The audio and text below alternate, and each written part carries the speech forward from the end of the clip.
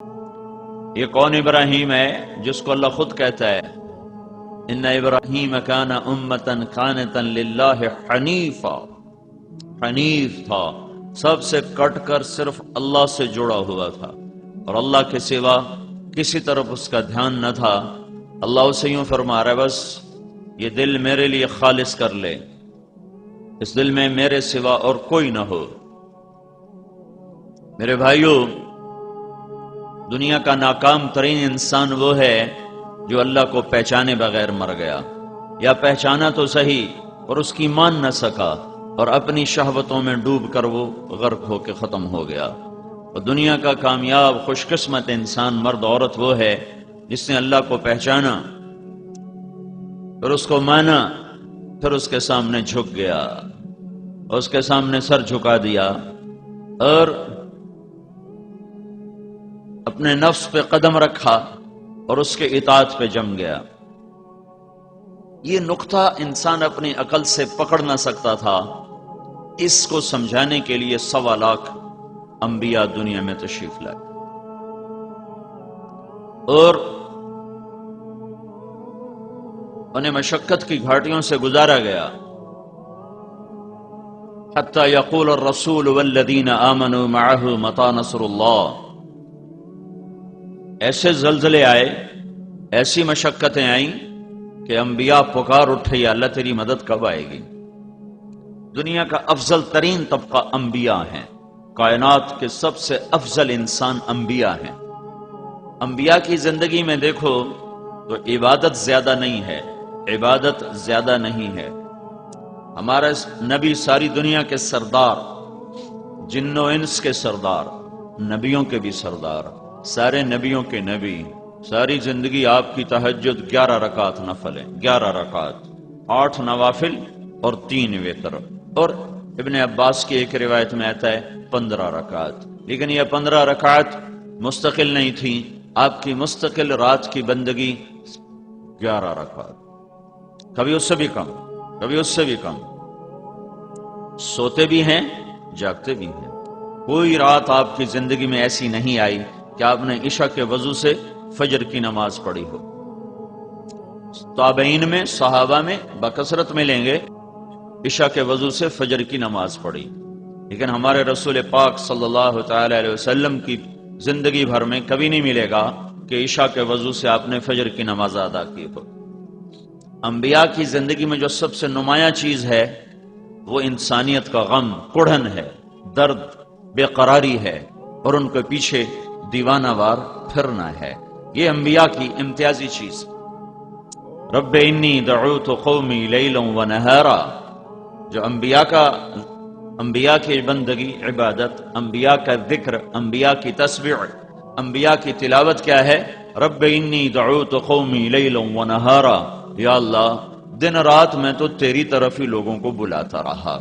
یہ انبیاء کا سب سے عالی شان عمل اور وظیفہ ہے، اس وجہ سے وہ ساری کائنات کے افضل ترین، ایک نبوت خود ایک ان کو اونچا بنانے والی چیز ہے، پھر نبوت میں جو سب سے عالی عمل ہے وہ دعوت ہے کہ وہ بیٹھتے نہیں، لوگوں کے پیچھے پھرتے۔ داؤد علیہ السلام نے ایک دفعہ عبادت خانہ بنایا کہ یہاں میں اندر بیٹھ کے اللہ کی عبادت کروں گا، کسی سے ملاقات نہیں کروں، بس اکیلا اللہ سے ملاقات کروں گا۔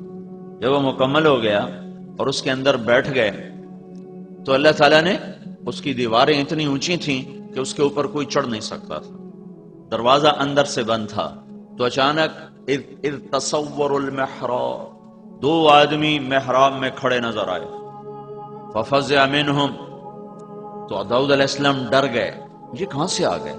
دروازہ اندر سے بند، دیوار پہ چڑھ کوئی نہیں سکتا، تو یہ آئے کہاں سے؟ تو وہ کہنے لگے لا تخف، اللہ کے نبی ڈرو نہیں، خصمان بغى بعضنا على بعض، ہم دونوں کا آپس میں جھگڑا ہو گیا ہے، آپ ہمارا فیصلہ فرما دیں۔ بھائی کیا جھگڑا ہوا ہے؟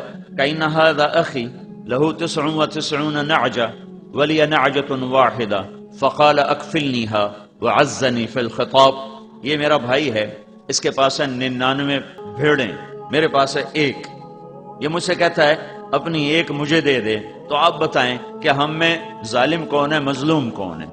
داؤد علیہ السلام حیران پریشان سوچ رہے یہ تو قضیہ بچہ بھی نمٹا سکتا ہے کہ بھائی یہ 99 والا ظلم کر رہا ہے، ایک والے کو کہہ رہا ہے ایک مجھے دو میں 100 پوری کروں، تو یہ میرے پاس کہاں سے آ گیا؟ اوہو فظن داود انما فتناہ، پھر اس وقت داؤد علیہ السلام کو پتہ چلا اوہو یہ بھیڑوں کا قصہ نہیں ہے، یہ اللہ کی تنبیہ ہے کہ داود تو کمرے بند کر کے عبادت کے لیے نہیں آیا، تو میرا پیغام پہنچانے آیا ہے، یہ تو نے مقصد سے ہٹ کے قدم اٹھایا ہے، تیرا عبادت کا جی ہے تو رات میرے پاس آ جایا کر، ساری رات بندگی کر، کوئی منع نہیں، لیکن دن میں تو دروازے بند کر کے کنڈے لگا کے اندر بیٹھ جائے اور کہ میں نے کسی سے نہیں ملنا، بس میں نے اللہ اللہ کرنا ہے، تو یہ تیرا منصب نبوت اس بات کا تقاضا نہیں کرتا۔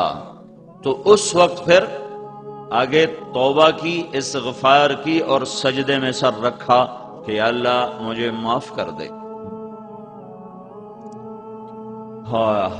یہی بات اللہ اپنے حبیب سے کہتا ہے، میرے نبی قم اللیل الا قلیلا نصفہ او انقص منہ قلیلا او زد علیہ ورتل القرآن ترتیلا انا سنلقی علیک قولا ثقیلا ان لک فی النہار سبحا طویلا۔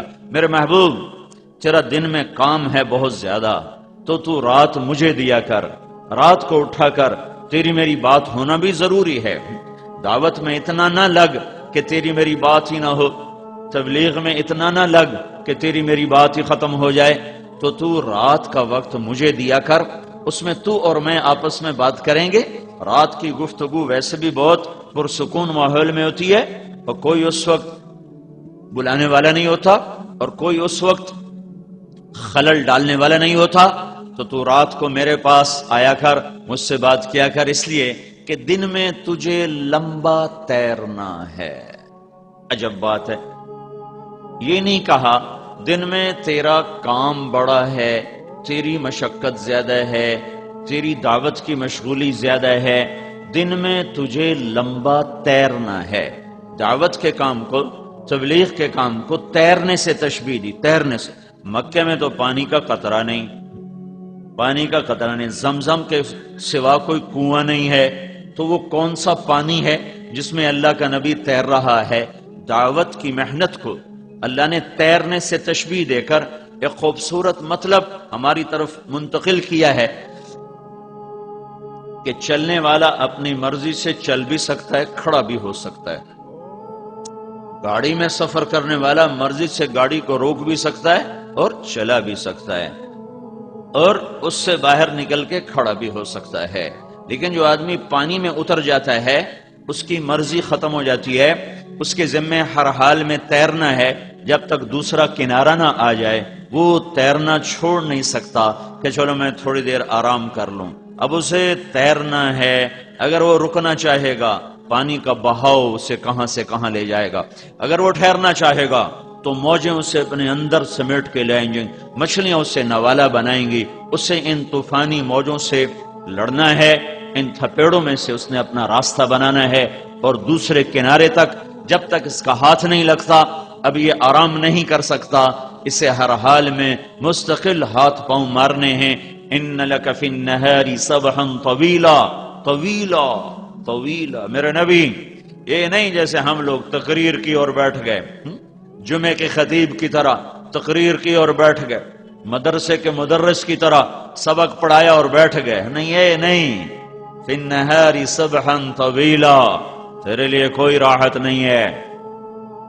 جب یہ آیت آئی یا ایھا المدثر قم فانذر وربک فکبر وثیابک فطہر والرجز فہجر ولا تمنن تستکثر ولربک فاصبر، تو اس پر اللہ کے نبی نے فرمایا خدیجہ میرا بستر لپیٹ دے، میرے آرام کے دن ختم ہو گئے، ان لک فی النہار سبحا طویلا، میرے آرام کے دن ختم ہو گئے۔ دوسرا کنارہ کب تک، دوسرا کنارہ کب آئے گا؟ دوسرا کنارہ ہے کیا؟ وَاعْبُدْ رَبَّكَ حَتَّى يَأْتِيَكَ الْيَقِينُ، اس وقت تک تو لگا رہے جب تک موت کا پیغام تیرے پاس نہیں آ جاتا۔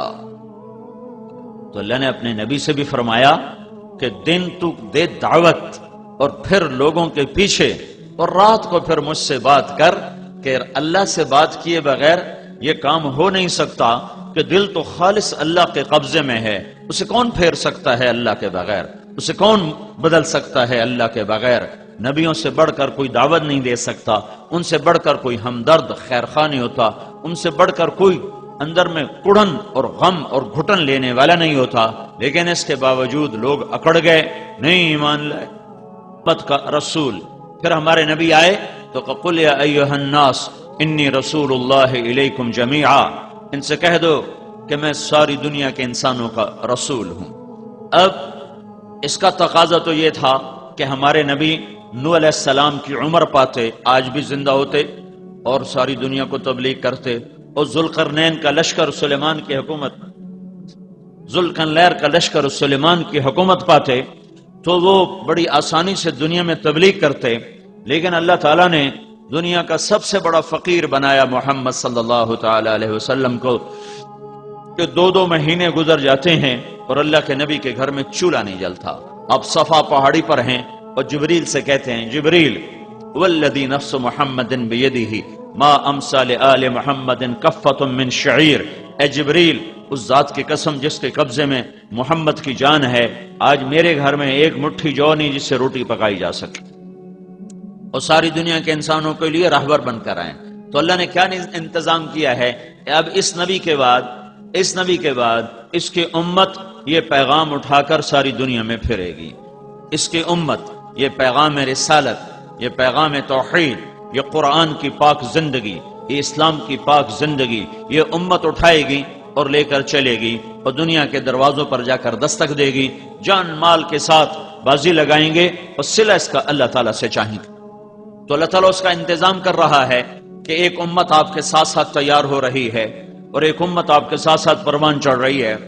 آپ نے بنیاد رکھی ہے فرد کی تبدیلی پر، حکومت پیش کی گئی، حکومت عتبہ بن ربیعہ، یا محمد انکا ان کنت ترید بہ ملکا ملکناک علی رؤوسنا، اے محمد تجھے بادشاہی چاہیے تو ہم تمہیں بادشاہ بنانے کو تیار ہیں۔ تو آپ نے انکار فرمایا کہ نہیں، مجھے بادشاہی نہیں چاہیے۔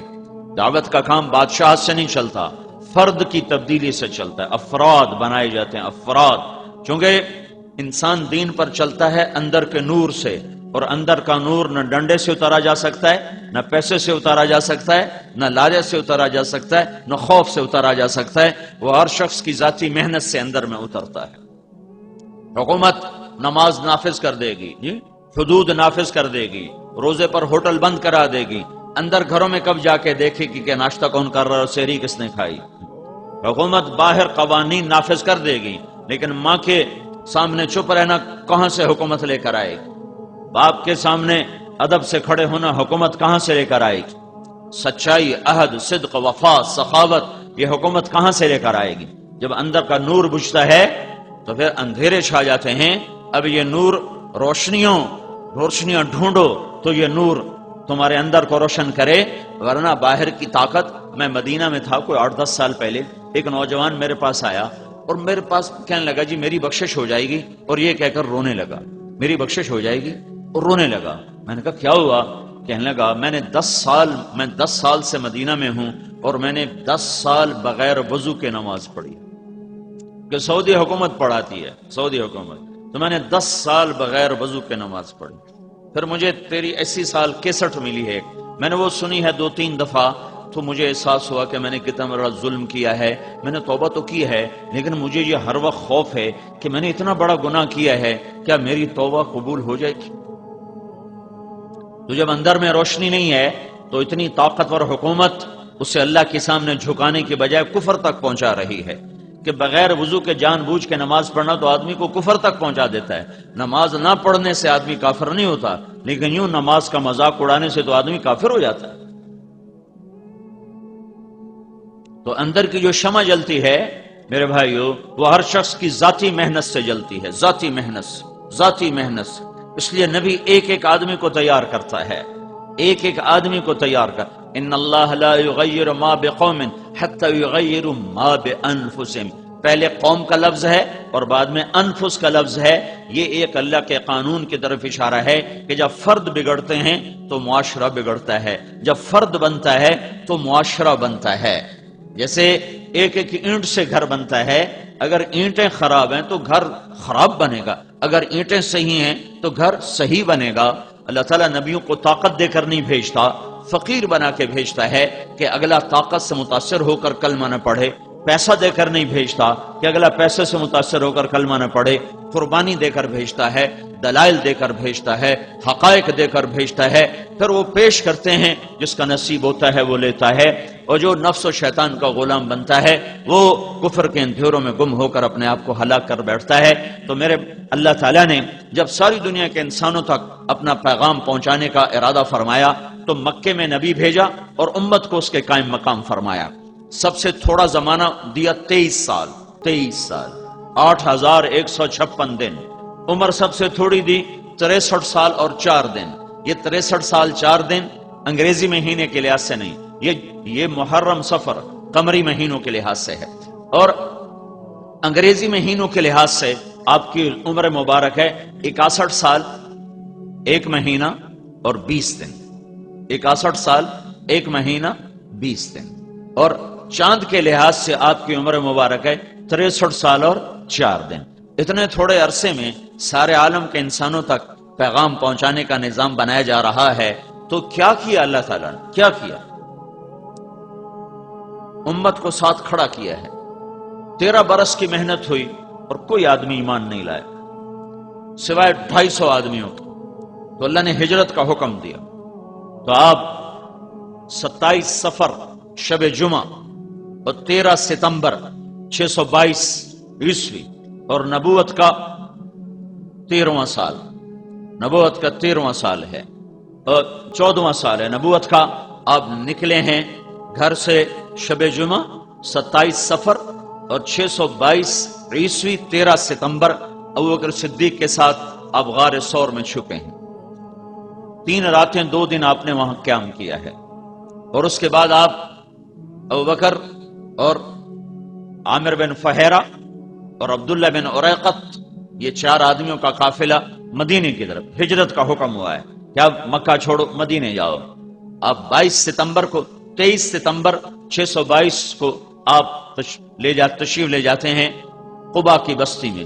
2 ہفتے آپ وہاں قیام فرماتے ہیں، مسجد کی بنیاد رکھتے ہیں، مسجد بناتے ہیں، اور پھر اس کے بعد 500 انصار مدینہ کے ساتھ آپ مدینے کی طرف تشریف لے جاتے ہیں. آپ کے جانے سے پہلے ہی مدینے میں اسلام پھیل چکا ہے.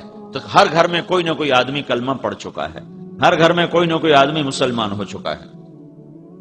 تو آپ جب 2 ہفتے مدینے میں قیام فرماتے ہیں، جمعہ کا دن زوال کے قریب آپ اپنی اونٹنی پہ تشریف فرما ہوتے ہیں اور 500 انصار مدینہ کے ساتھ آپ مدینے کا سفر فرماتے ہیں.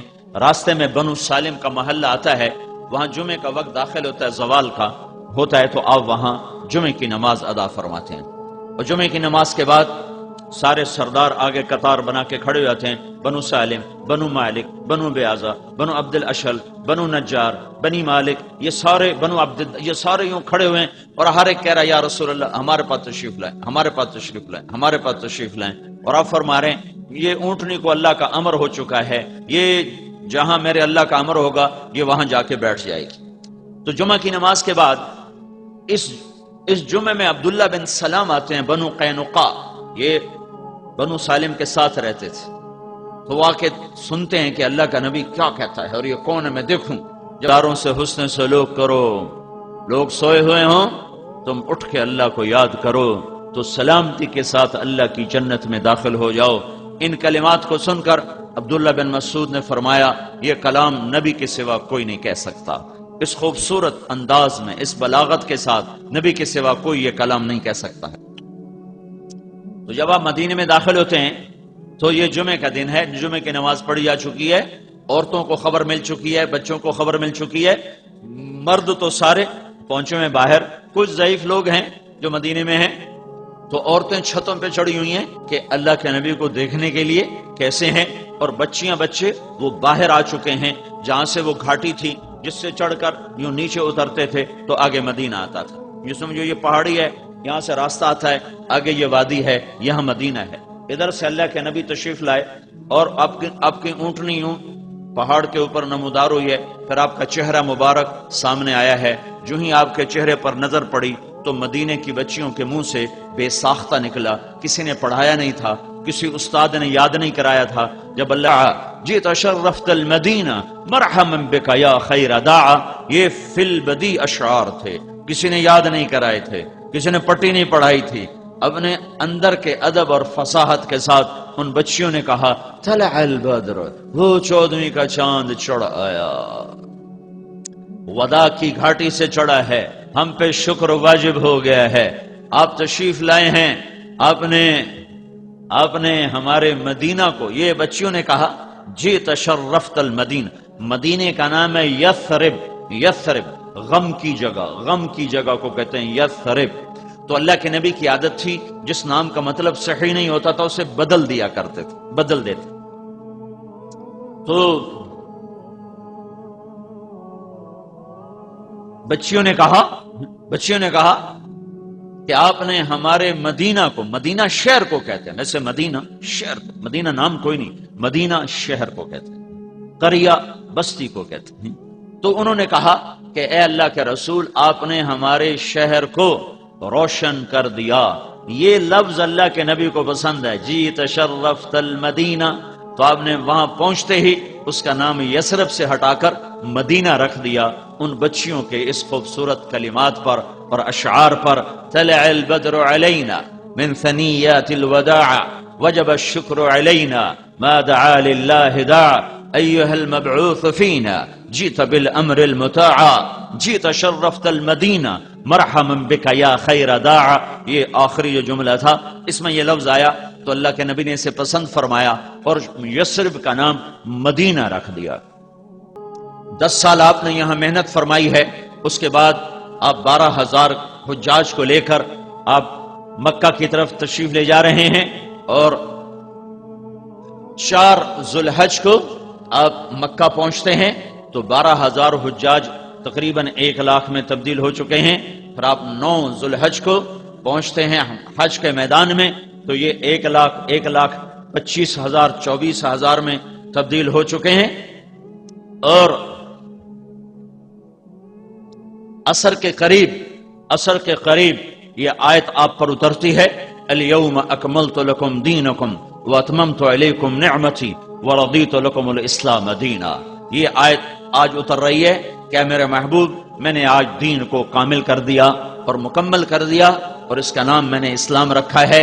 اب قیامت تک کا یہ دستور حیات ہے. وَمَن يَبْتَغِ غَيْرَ الْإِسْلَامِ دِينًا فَلَن يُقْبَلَ مِنْهُ. اسلام کو چھوڑ کر جو شخص زندگی گزارے گا وہ اللہ کے دربار میں مردود ہو جائے گا. تو آپ نے پھر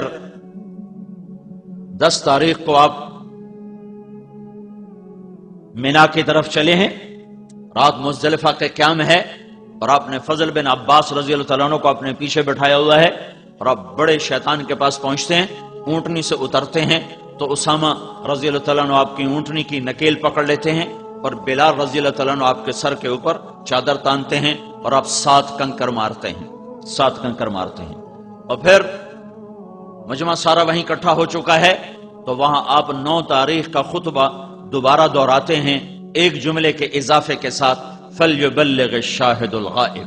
یہ جملہ 9 تاریخ کو نہیں ہے، یہ 10 تاریخ کو ہے کہ الیوم اکملت لکم دینکم کے بعد یہ دین اب مکمل ہو چکا ہے اور ادھر میرے جانے کا وقت آ چکا ہے تو میرے بعد میری امانت، میرا دین یہ دنیا میں کون پھیلائے پہنچائے گا. تو یہ انتظام کیا جا رہا ہے. آپ خطبہ دیتے ہیں اور اس میں ایک جملے کا اضافہ ہے کل والے تقریر سے فَلْيُبَلِّغِ الشَّاهِدُ الْغَائِبُ. میرا پیغام آگے پہنچانا تمہارے ذمے ہو گیا. عالم نہیں کہا کہ میرا پیغام عالم پہنچائیں، عامل نہیں کہا کہ میرا پیغام عمل کرنے والے پہنچائیں. عمل والے تبلیغ کریں، بے عمل تبلیغ نہ کریں. جیسے ہمارے یہاں مشہور ہے کہ پہلے عمل کرو پھر تبلیغ کرو.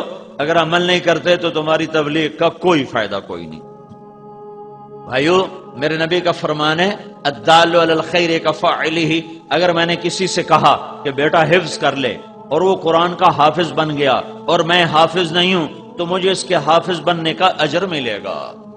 میں نے کسی کو کہا کہ بھائی تہجد پڑھ، بڑے اجر کی چیز ہے، اور میں خود تہجد نہیں پڑھتا، اس کے تہجد پڑھنے کا مجھے اجر مل گیا۔ الدال علی الخیر کفاعلہ، یہ بات غلط ہے کہ عمل نہ ہو تو تبلیغ نہیں ہو سکتی ہے۔ عمل کے ساتھ بھی دعوت دینا ہے، عمل نہیں ہے پھر بھی تبلیغ کا کام کرنا ہے۔ اللہ کا نبی نے ایسا لفظ بولا ہے جس نے امت کے ہر فرد کو جکڑ لیا ہے، فَلْيُبَلِّغِ الشَّاهِدُ الْغَائِبُ، بتانے والے میرا پیغام آگے پہنچا دیں۔ الشاہد، بتانے والے، بتانے والے، عمل والے ہوں تو بہت سونے پہ سہاگا ہے، علم والے ہوں تو اور بھی اعلیٰ درجے کی چیز ہے، لیکن علم نہیں ہے تو بھی بتا، علم ہے تو بھی بتا، عمل ہے پھر بھی بتا، عمل نہیں ہے پھر بھی بتا کہ عالم کہاں، ہر دور میں عالم ہمیشہ تھوڑے، ہر دور میں عمل والے ہمیشہ تھوڑے، تو کیا تبلیغ کا کام سب سے چھٹی ہو جائے، سب کو معاف کر دیا جائے؟ کہ نہیں، کنتم خیر امت اخرجت للناس تأمرون بالمعروف وتنہون عن المنکر وتؤمنون باللہ، اے میرے محبوب کی امت، تم بڑی اعلیٰ بہترین امت ہو کہ تم میرے پیغام کو پہنچاتے ہو، بھلائیوں کو پھیلاتے ہو، برائیوں کو روکتے ہو، اور اس کا صلہ مجھ سے لیتے ہو۔ ایمان یہاں اخلاص کے معنی میں ہے کہ اس کا صلہ تم لوگوں سے واہ واہ کی شکل میں یا مال کی شکل میں یا شیرینی کی شکل میں یا تحفے تحائف کی شکل میں نہیں لیتے ہو، بلکہ اس کا صلہ تم صرف اللہ تعالیٰ سے لیتے ہو۔ اللہ نے اس امت کو یہ آج منصب دے رہا ہے، آج یہ وظیفہ دیا جا رہا ہے، فَلْيُبَلِّغِ الشَّاهِدُ الْغَائِبُ، میرا پیغام آگے پہنچاؤ۔ پھر آپ نے معمر پھر آپ نے 100 اونٹ منگوائے جو آپ کے ساتھ تھے قربانی کے، اس میں سے 63 کو الگ کیا، پھر انہوں سے 5 کو الگ کیا، ان 5 میں سے ایک آپ کے سامنے کھڑا کیا گیا، آپ نے اس کو برچھا مارا، کھڑے ذبح کیے، نحر گردن میں، یہ ایسے یوں کر کے، تو جب وہ اونٹ گرا اور پچھلے 4 اونٹوں نے دیکھا کہ یہ اونٹ اللہ کے نبی کے ہاتھوں ذبح ہوا ہے، تو ان دونوں 4 اونٹوں میں نا رسہ کشی شروع ہو گئی، ہر اونٹ یہ کوشش کر رہا تھا کہ میں آگے بڑھ کے پہلے ذبح ہو جاؤں، وہ ایک دوسرے کو کاٹ رہے تھے کہ مجھے آگے جانے دو، سبحان اللہ، اللہ اکبر۔ اور 1.25 لاکھ کا مجمع یہ منظر دیکھ رہا ہے کہ اونٹوں میں لڑائی ہو رہی ہے، ادھر گھسیٹ کے لانا پڑتا ہے، ادھر وہ خود آگے بھاگ رہے ہیں کہ مجھے ذبح ہونے دو۔ آپ نے 63 اونٹ ذبح کر کے برچھا پھینک دیا اور علی سے کہا، علی اس کو اعلان کر دو کہ جو لے جانا چاہے لے جاؤ، اور ہر اونٹ میں سے ایک بوٹی کاٹ کر دیگ چڑھا دو۔ اور اپنی بیویوں کی طرف سے آپ نے ایک گائے ذبح فرمائی، پھر آپ نے معمر بن عبداللہ رضی اللہ تعالیٰ عنہ کو بلوایا اور ان کے سامنے ایسے بیٹھ گئے، ایسے کر کے پاؤں کے بل ایسے بیٹھ گئے، اور فرمایا، معمر اب نبی کی گردن تیرے ہاتھ میں ہے، پتہ نہیں تو کیا کرے گا، یہ مہاجرین میں سے ہیں اور آپ کے نائی کا کام کیا کرتے تھے۔ تو انہوں نے فرمایا، یا رسول اللہ، یہ تو معمر کے بھاگ جاگے کہ وہ نبی کی خدمت کے لیے مقرر ہو گیا، میری کیا ہستی اوقات ہے۔ تو اس وقت آپ کے بال بڑے لمبے بال تھے، تو آپ نے دائیں طرف کے بال سارے منڈوا کر، سامنے ابو طلحہ انصاری کھڑے تھے، ان کو سارے کے سارے ان کو دے دیے، اور پھر بائیں طرف کے بال منڈوا کر صحابہ میں تقسیم کر دی، کسی کو ملا کسی کو نہ ملا۔ اس کے بعد آپ نے غسل فرمایا، کپڑے بدلے اور کھانا پکنے کا انتظار کیا۔ جب وہ کھانا پک گیا تو اس میں سے آپ نے شوربہ بھی پیا، گوشت بھی کھایا، پھر آپ معاویہ رضی اللہ تعالیٰ عنہ کو اپنی اونٹنی کے پیچھے چڑھا کر آپ طواف کرنے گئے، زیارت۔ ابھی تک آپ اپنی اونٹنی قصوہ پر سوار تھے، تو لمبا سفر اس پہ ہو چکا تھا، تو اب طواف زیارت کے لیے آپ نے اپنی اونٹنی کو بدلا اور عزبا اونٹنی پر سوار ہوئے۔ عزبا وہ اونٹنی ہے آپ کی 4 اونٹنیاں تھیں، شہبا، عزبا، جدعا، قصوہ۔ آپ کی اونٹنی عزبا جس دن آپ کا انتقال ہوا تھا تو وہ ایک دم رونے لگی اور روتے اس کی جان نکل گئی، مر گئی۔ اسے کیسے پتا چلا کہ آج اللہ کا نبی دنیا سے چلا گیا ہے؟ آپ کا ایک گدھا تھا جس کا نام یعفور تھا، یعفور۔ جب اللہ کے نبی فوت ہوئے تو انہیں چیخنا شروع کر دی، اور مدینے کی گلیوں میں پاگلوں کی طرح بھاگ رہا ہے اور چیخ رہا ہے، آخر ایک کنویں میں جا کے چھلانگ لگائی اور جان کی بازی ہار گئے۔ اللہ، جس پر جانور قربان ہو اسے امت نے بھلا کے رکھ دیا ہے، سارا برے والا چھان برا ہی بن کے رہ گیا، اور اللہ کے محبوب کی پاک زندگی کتابوں میں رہ گئی۔ آپ نے اپنی اونٹنی بدلی، عزوا پہ طواف زیارت فرمایا، وہاں نماز پڑھائی، پھر اس کے بعد اگلے دن دوبارہ یہ سنانے سے تھوڑا سا پیچھا میں نے پچھلا آپ کو سنایا ہے، اگلے دن یہ سورت نازل ہوئی، اذا جاء نصر اللہ والفتح، یہ قرآن کی آخری سورت ہے جو نازل ہوئی ہے، اس کے بعد کوئی سورت نازل نہیں ہوئی ہے، چند آیات ہیں، اور آخری قرآن کی آیت جس کے بعد کوئی قرآن نہیں اترا، واتقوا یوما ترجعون فیہ الی اللہ ثم توفی کل نفس بما کسبت وہم لا یظلمون، یہ قرآن کی آخری آیت اتری ہے۔ تو یہ آپ خیمے میں تشریف فرما تھے تو یہ آیت آئی، اس میں اشارہ تھا کہ میرے محبوب تیرے جانے کا وقت آ چکا ہے۔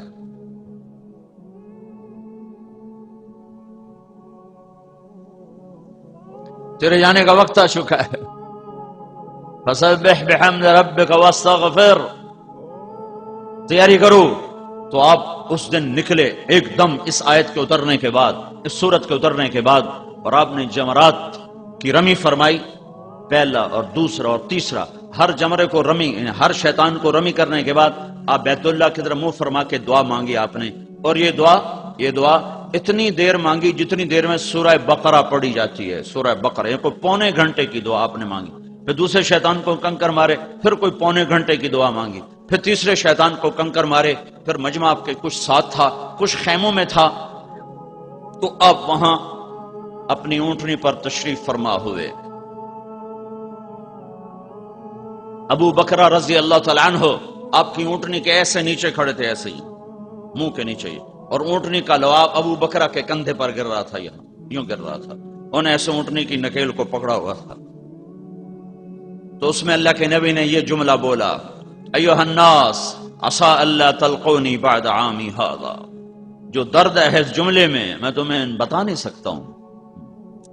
اے ہے مرنے والا جب حسرت سے دیکھتا ہے اپنی اولاد کو تو وہ جو بولتا ہے وہ الفاظ نہیں ہوتے، وہ دوری دھار کا خنجر ہوتا ہے جو قلب و جگر کو چیر کے رکھ دیتا ہے۔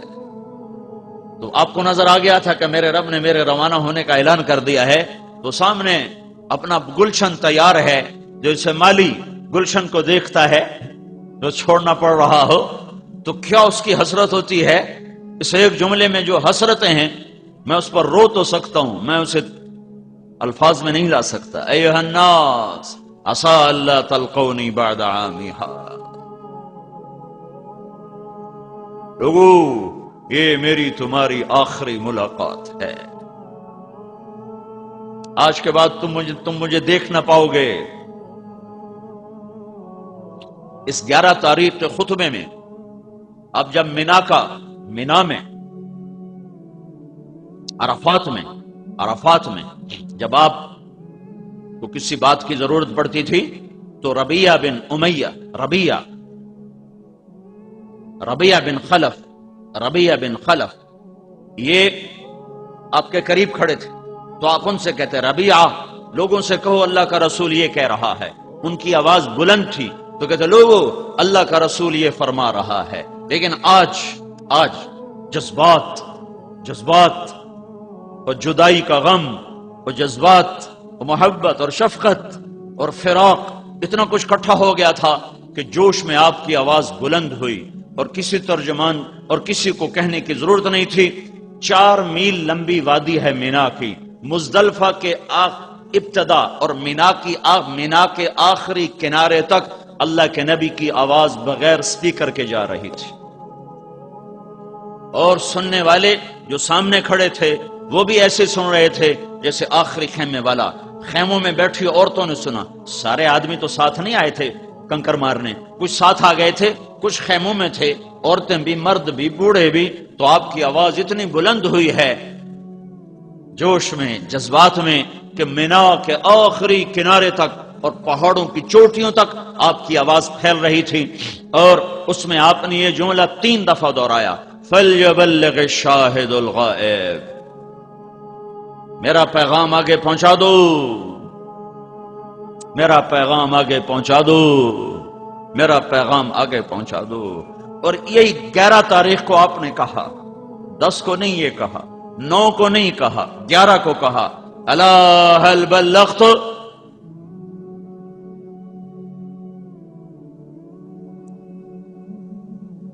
کیا میں نے اللہ کی امانت کو پہنچا دیا؟ الا هل بلغت؟ کیا میں نے اللہ کی امانت کو پہنچا دیا؟ یہ 11 تاریخ کو کہ پتا ہے کہ بس اب جانا ہی ہے، تو پھر سب نے کہا بلغت الرسالہ وأديت الامانہ ونصحت الامہ۔ یا رسول اللہ، ہم گواہ ہیں، آپ نے پیغام پہنچا دیا، آپ نے امانت کو منتقل کر دیا۔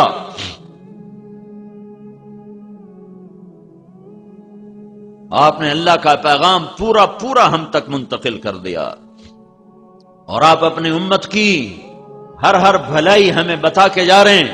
تو کہا اللہم اشہد، اللہم اشہد، اللہم اشہد۔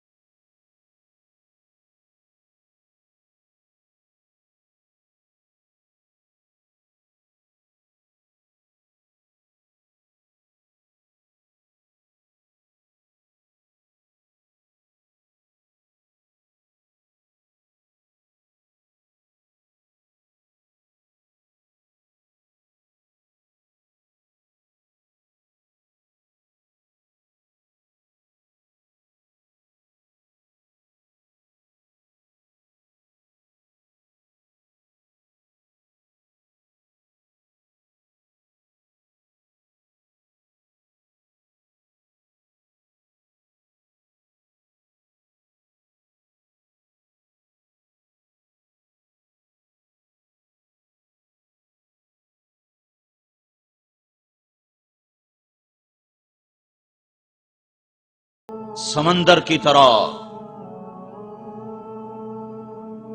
جس میں اٹھان ہے بادلوں کی طرح، جس میں فیضان ہے بارش کے قطروں کی طرح،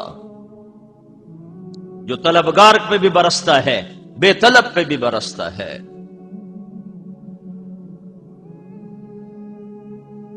جو لڑکا میرے گورنمنٹ کالج لاہور میں تبلیغ کا کام کرتا تھا، نعیم الدین، اللہ اس کو بہت بہت جزائے خیر عطا فرمائے، اس کو بے عزت کر کے کمروں سے ہم نکالتے تھے، بے عزت کر کے،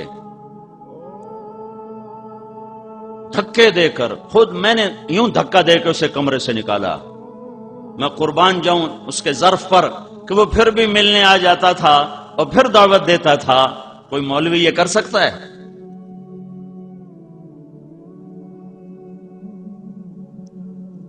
کیا کام ہے، عجب کام ہے۔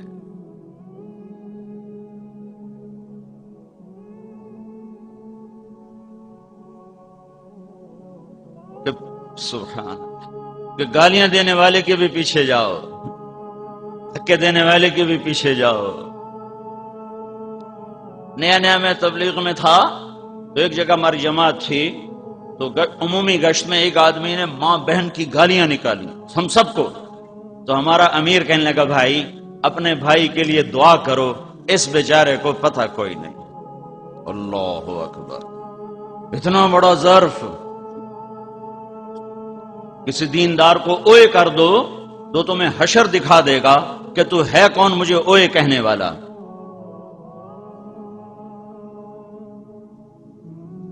تو میرے بھائیو، 11 تاریخ کو یہ ذمہ داری امت کی طرف منتقل ہوئی ہے، بڑے تزک و احتشام کے ساتھ، بڑی آن بان کے ساتھ، بڑی ٹھاٹھ باٹھ کے ساتھ۔ اور سامنے صدیق بھی ہے، اور سامنے وہ بھی ہے جس نے آج اللہ کے نبی کو دیکھا ہے اور اس کے بعد ساری زندگی پلٹ کے نہیں دیکھا۔ اس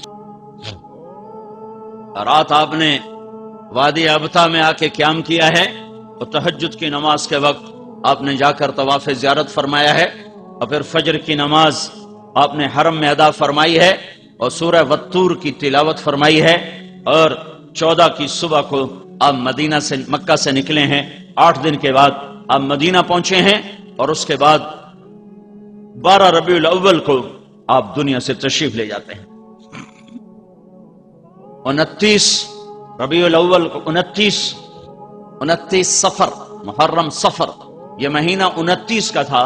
آپ کو عصر کی نماز کے بعد جنت البقیع سے واپسی پر ایک جنازے کی شرکت میں آپ کو سر درد ہوتا ہے، گھر پہنچتے پہنچتے وہ بخار میں تبدیل ہو جاتا ہے، اور 12 ربیع الاول کو آپ دنیا سے تشریف لے جاتے ہیں۔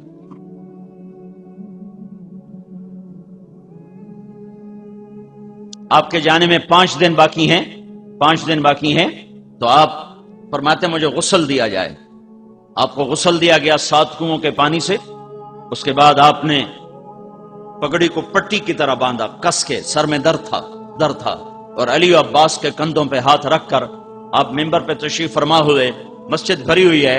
آپ نے فرمایا لوگو، میں ایک زمانہ تم میں گزار کے جا رہا ہوں، میں نے کسی کا حق مارا ہو، میں نے کسی کو تھپڑ مارا ہو، میں نے کسی کو بے عزت کیا ہو، تو یہ میں حاضر ہوں، مجھ سے بدلہ لے لو، آخرت میں میرے اس خلاف دعویٰ نہ کرنا، یہاں میں حاضر ہوں، میرا مال، میری جان، میری آبرو، یہاں بدلہ لینا تو لے لو، آخرت میں میرے خلاف دعویٰ نہ کرنا۔ تو صحابہ مسجد میں چیخ چنگاڑا مچ گیا، لیکن آپ یہ مسلسل مطالبہ فرماتے رہے، اور ادھر سے مسلسل آہو بکا کی آواز تھی۔ پھر آپ ممبر سے اترے، آپ نے ظہر کی نماز پڑھائی، اور ممبر پر بیٹھ کر پھر آپ نے اپنے بات کو دہرایا کہ میں حاضر ہوں، مجھ سے بدلہ لینا ہے لے لو، کوئی مطالبہ ہے تو کر لو۔ تو ایک صحابی کھڑے ہوئے، یا رسول اللہ آپ نے میرے 3 روپے دینے، 3 روپے۔ تو آپ نے فرمایا کس بات کے دینے ہوں گے، پر کس بات کے ہیں؟ تو اس نے عرض کی یا رسول اللہ ایک سائل آیا تھا، تو آپ کے پاس تھے نہیں، تو آپ نے مجھے فرمایا تھا، تو آپ کی جگہ میں نے دیے تھے۔ کہا ہاں ہاں ہاں ٹھیک ہے۔ پھر آپ نے کہا فضل عباس کے بیٹے بڑے، فضل میرا قرضہ تمہارے ذمہ ہے۔ کہا یا رسول اللہ میرے ذمہ ہے۔ اس کے بعد آپ تشریف لے گئے ہیں، اور آپ نماز کے لیے آ رہے ہیں۔ جمعرات کو عشاء کی نماز کے لیے آپ اٹھے اور پوچھا نماز ہو گئی؟ کہا جی آپ کا انتظار ہے۔ آپ اٹھنے لگے تو غش کھا کے گر گئے۔ پھر تھوڑی دیر بعد ہوش آیا تو آپ نے فرمایا نماز ہو گئی؟ کہا یا رسول اللہ آپ کا انتظار ہے۔ پھر آپ اٹھنے لگے، پھر غش آ گیا، پھر بستر پر گر گئے، پھر تیسری دفعہ اٹھے، پھر فرمایا نماز ہو گئی؟ کہ نہیں یا رسول اللہ آپ کا انتظار ہے۔ تو پھر آپ نے فرمایا ابو بکر سے کہو کہ وہ نماز پڑھائے۔ آج نبی کے مصلی پر غیر نبی کھڑا ہونے والا ہے۔ دنیا کی تاریخ میں یہ پہلی دفعہ ہونے لگا ہے کہ نبی کی جگہ پر غیر نبی آنے والا ہے۔ غیر نبی تو ایویں نہیں آ سکتا، بغیر انتخاب کے نہیں آ سکتا۔ تو ابو بکر پچھلی صفوں میں تھے، عمر پہلی صف میں تھے، تو لوگوں نے یوں سمجھا کہ نماز پڑھانی ہے، انہوں نے عمر رضی اللہ عنہ کو مصلی پہ کھڑا کر دیا۔ تو عمر رضی اللہ عنہ کی اللہ اکبر، تو اللہ کے نبی چارپائی پہ لیٹے اٹھ کے بیٹھ گئے اور اندر سے زور سے پکارا عمر کو پیچھے کرو اور ابو بکر کو آگے کرو۔ اب اللہ الا ان یکون ابا بکر، میرے رب نے کہا ہے میرے مصلی پر ابو بکر کے سوا کوئی نہیں کھڑا ہو سکتا۔ اب اللہ الا ان یکون ابا بکر، میرے مصلی پر ابو بکر کے سوا کوئی نہیں کھڑا ہو سکتا۔ تو عمر کو نماز تڑوا کے پیچھے کیا گیا اور ابو بکر صدیق کو آگے کیا گیا۔ ابو بکر رضی اللہ تعالیٰ عنہ نے عشاء کی نماز پڑھائی اور جمعے کی 5 نمازیں پڑھائیں اور ہفتے کی 5 نمازیں پڑھائیں اور اتوار کی 5 نمازیں پڑھائیں 15 اور پیر کی فجر پڑھائی 16 اور جمعرات کی عشاء 17۔ ہفتے کے روز اب ظہر کی نماز پر حضرت علی اور عباس کے کندھے پر ہاتھ رکھ کر مسجد میں تشریف لائے۔ ابو بکر ایسے نماز پڑھا رہے ہیں، ادھر سے اللہ کے نبی کی آمد محسوس ہو گئی کہ آ رہے ہیں، تو ابو بکر یوں پیچھے ہٹنے لگے کہ اللہ کے نبی پڑھائیں اور میں پیچھے ہو جاؤں۔ تو آپ نے ہاتھ کا اشارہ کیا کہ کھڑے رہو۔ تو ابو بکر کھڑے رہے تو اللہ کے نبی آئے اور الٹی طرف ابو بکر کے یہاں ساتھ بیٹھ کر آپ نے ابو بکر کے پیچھے زور کی نماز پڑھائی اور یہ عملی طور پر اعلان کیا کہ میرے بعد میرا نائب ابو بکر ہے۔ آپ نے واضح کیوں نہیں کہا کہ میرے بعد ابو بکر ہے؟ تو ایک حدیث میں آتا ہے صحابہ نے کہا یا رسول اللہ آپ اپنا نائب تو مقرر فرمائیں۔ تو آپ نے فرمایا اگر میں زبان سے مقرر کر دوں اور تم اس کی نافرمانی کرو تو تم پہ اللہ کا عذاب آئے گا، لہذا میں یوں نامزد نہیں کرتا۔ اللہ خود اسے نامزد کر لے گا جس کے لیے وہ طے کر چکا ہے۔ تو نمازوں کے ذریعے سے اشارہ ہو گیا کہ میرے بعد ابو بکر ہے۔ 12 ربیع الاول آ گئی، پیر کی صبح، 7 جون 633 عیسوی، 11 ہجری۔ فجر کی نماز کے لیے آپ ابو بکر نماز پڑھا رہے ہیں، حضرت انس پہلی صف میں، تو آپ نے ایسے کھڑکی کھولی یوں اور اپنی صحابہ کو ایک نظر دیکھا، تو حضرت انس فرماتے ہیں کہ نماز کے اندر ہم سب یوں اللہ کے نبی کو دیکھ لیں گے، یہی بھول گئے کہ ہم نماز میں کھڑے ہیں، ہم سب یوں اللہ کے رسول کو دیکھ رہے ہیں۔ آیا کیا منظر ہوگا وہ! نظروں سے نظریں چار ہوئیں اور آپ نے پردہ گرا دیا۔ یہ آخری جھلک تھی امت کے لیے، اور پھر آگے کی روانگی ہو گئی ہے، اور کوئی 10 سے 12 بجے کا وقت ہے کہ جبریل اندر آتا ہے۔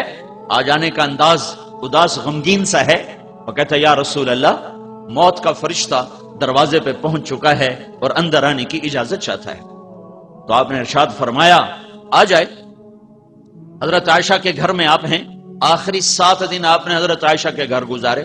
آپ نے شادیاں تو کی لیکن عدل کا دامن نہیں چھوڑا، کہ شادی کی اجازت پر عدل کے ساتھ اگر ظلم کرے گا تو بڑی سے بڑی تہجد، نمازیں، روزے، حج، زکات کرتا ہوا بھی جہنم کی آگ میں چلا جائے گا۔ تو آپ روزانہ پوچھتے، حضرت عائشہ کے گھر سے بیماری شروع ہوئی، اور اگلے دن گزرا حفصہ، اگلے دن گزرا ام حبیبہ، اگلے دن گزرا ام سلمہ، اگلے دن گزرا میمونہ۔ تو اب روزانہ کہتے کل کس کی باری ہے، کل کس کی باری ہے؟ تو اس سے ساری امہات کو اندازہ ہو گیا کہ اللہ کے نبی عائشہ کے پاس ٹھہرنا چاہتے ہیں۔ تو جب حضرت میمونہ کے گھر پہنچے اور آپ نے فرمایا کل کس کی باری ہے، تو پھر ساری بیگمات جمع ہوئیں، کہا یا رسول اللہ، ہماری طرف سے اجازت ہے، آپ عائشہ کے گھر میں قیام فرمائیں۔ تو آپ نے اپنے اختیار کو استعمال نہیں کیا، امت کو پیغام دیا کہ یوں عدل کیا جاتا ہے۔ تو پھر آپ حضرت علی اور عباس کے کندھے پر ہاتھ رکھ کر آپ حضرت عائشہ کے گھر تشریف لے گئے، پھر وہاں سے پھر اللہ کے پاس گئے ہیں، باہر نہیں نکلے ہیں۔ تو اس وقت جب ملک الموت آیا ہے تو آپ حضرت ام عائشہ کے سینے پر یوں سر رکھ کے یوں لٹے، نیم دراز تھے اس حالت میں، یہ گال حضرت عائشہ کے یہاں سینے پر یہاں رکھا ہوا تھا، یوں کر، اور حضرت عائشہ بیٹھی ہوئی تھی، یوں بیٹھی ہوئی تھی، اور یہاں آپ کا سر سینے سے لگایا ہوا تھا۔ کیا ماں ہے جس کی گود میں اللہ کے نبی اللہ کے دربار میں پیشی دے، جس کا گھر اس کی آرامگاہ بنے، جس کے گھر میں روزانہ 70,000 فرشتہ صبح سے شام تک تسبیح پڑھے، سلام پڑھے، پھر شام کو نیا 70,000 آئے اور شام تک درود و سلام پڑھے، تو کیسا گھر ہوگا؟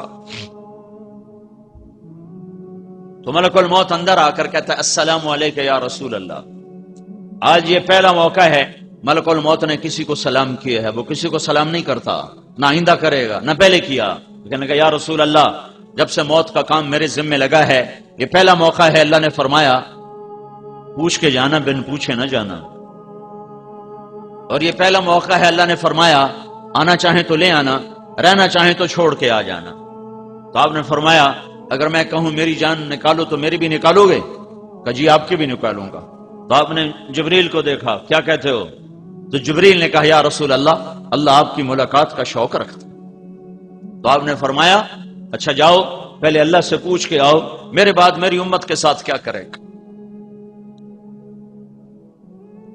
یہ نہیں فرمایا جاؤ پوچھ کے آؤ میرے بعد حسن حسین کے ساتھ کیا کرے گا، حسین کو تو ان قریب ذبح کیا جانے والا ہے اور اس کا سر نیزے پہ چڑھنے والا ہے، اور میرا خاندان بوٹی بوٹی ہونے والا ہے، اس کا خون پانی کی طرح بہنے والا ہے، اس کو نیزوں پہ چڑھا کے پھرایا جانے والا ہے، تو جاؤ پوچھ کے آؤ میرے بعد میری اولاد کے ساتھ کیا کرے گا۔ اولاد کو اللہ کی تقدیر کے حوالے کر دیا۔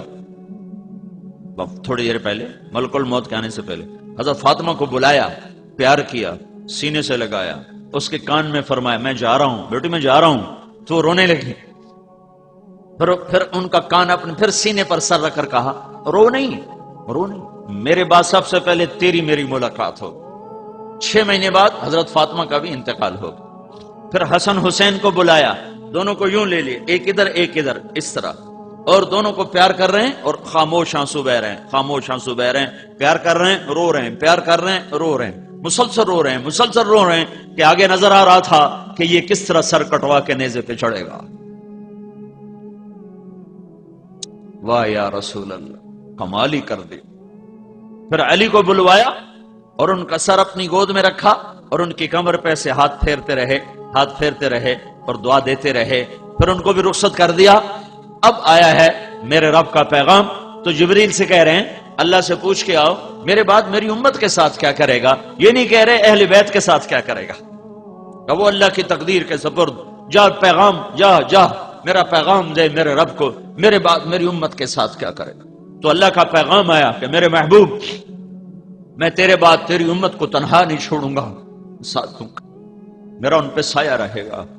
تو آپ نے فرمایا الآن قرت عینی، اب میری آنکھیں ٹھنڈی ہیں، اللہم الرفیق الاعلی، یا اللہ اب مجھے اپنے پاس بلا لے، مجھے میرے رب کی عزت کی قسم اگر اللہ کا نبی یہ سوال نہ اٹھاتا تو آج میں اور آپ بھی بندر خنزیر ہوتے، یا پتھروں میں دبا دیے جاتے، یا ہواؤں سے اڑا دیے جاتے، یا پانیوں سے بہا دیے جاتے، یا زمین میں دھسا دیے جاتے، یا آگ سے جلا دیے جاتے، یا صاعقہ برستی، یا بجلی کڑکتی، یا بادلوں سے آگ برستی اور ہم خس و خاشاک ہوتے یا راکھ ہوتے، جیسے اللہ نے پہلی قوموں کو کبھی بندر بنایا، کبھی خنزیر بنایا، کبھی پانیوں میں بہایا، کبھی ہواؤں سے اڑایا، کبھی زمین میں دھسایا، کبھی پتھروں کی بارش میں دبایا۔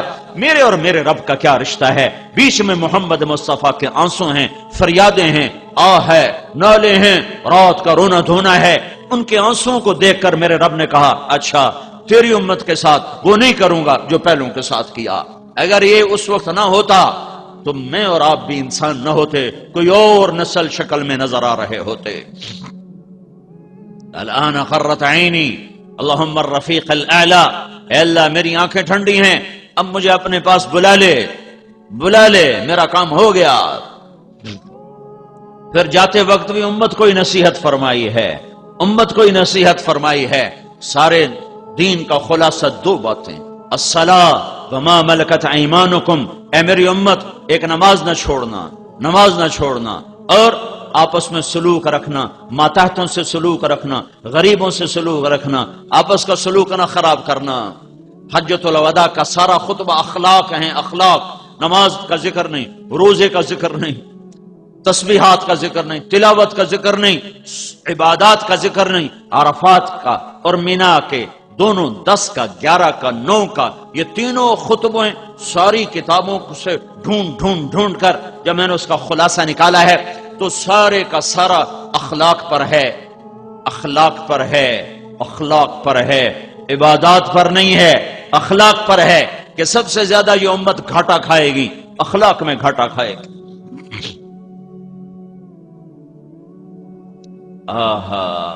اے میری امت نماز نہ چھوڑنا، میرا آخری پیغام۔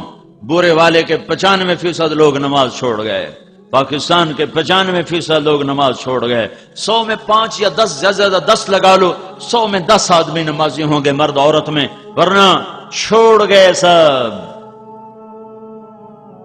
اور اللہ کے محبوب کی آخری وصیت الصلاۃ، نماز نہ چھوڑنا۔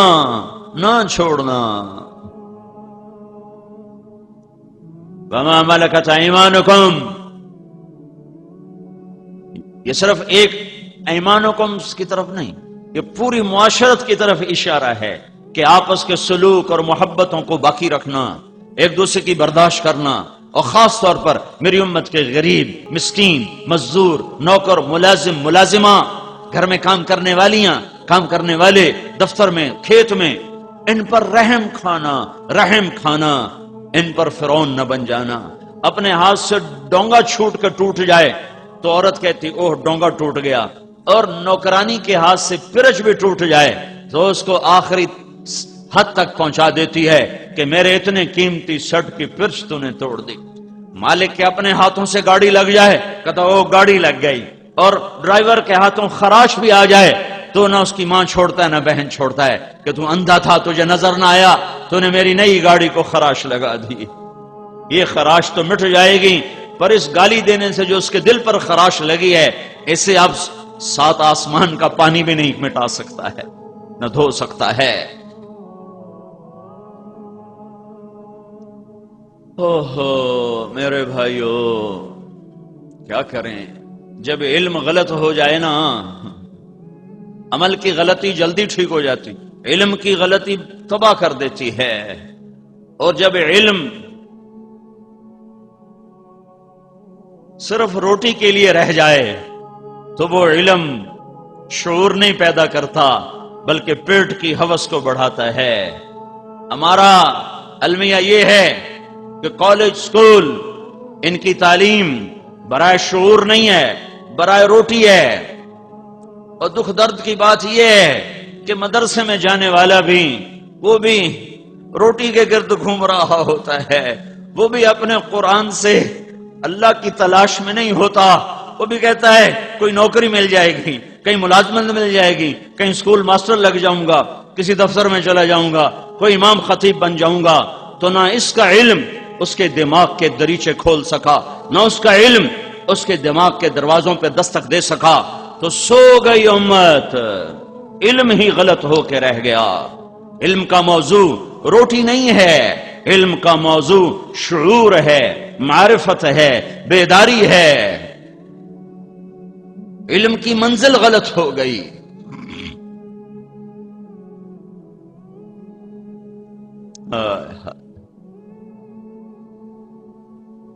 تو میرے نبی نے دنیا سے جاتے بھی دعوت ہی دیتا چلا گیا ہے، دعوت ہی دیتا، الصلاۃ وما ملکت ایمانکم، جاتے جاتے بھی تبلیغ ہو رہی ہے، جاتے جاتے بھی دعوت دی جا رہی ہے، اور پیغام دیا جا رہا ہے کہ مرتے مرتے بھی کرتے جاؤ، اللہ کا پیغام سناتے جاؤ۔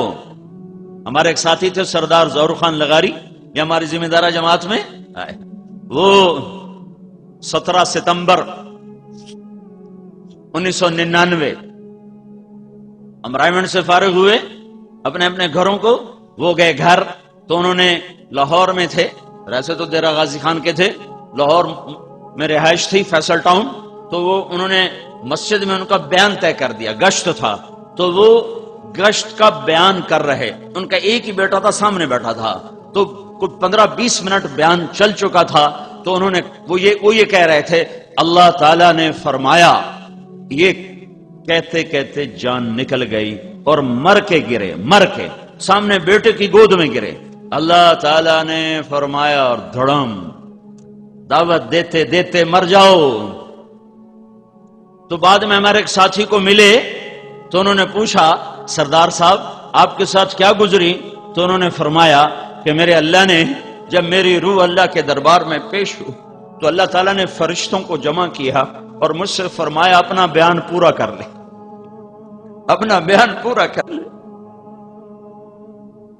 دنیا کا بھی سردار اور آخرت کا بھی سردار، سردار ظہور خان لغاری ہے، اللہ نے دنیا کا بھی سردار بنایا تھا، قبیلے کے سرداروں میں سے تھے، اور آخرت کا بھی سردار بنایا کہ